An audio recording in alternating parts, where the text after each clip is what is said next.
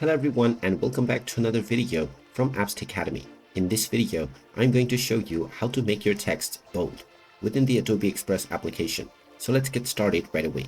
First of all, open up the Adobe Express application on your device, or you can also use your web browser by using the new.express.adobe.com link. And once you are inside your dashboard, after logging into your account, you will see various different design options. After choosing your design that you wish to go forward with, you can start making your designs right away. Now, let us say that this is a design that we are working with. If we desire to make the text bold, we can simply double click on the text in order to highlight this. And now within the left section, you will see the font as well as the text bold option underneath. If you click on the bold option, this will make the text bold right away. You can also use the outline thickness option underneath in order to define the thickness of the outlines yourself. And there you have it. That is how easy it is to make your fonts bold on the Adobe Express application or website.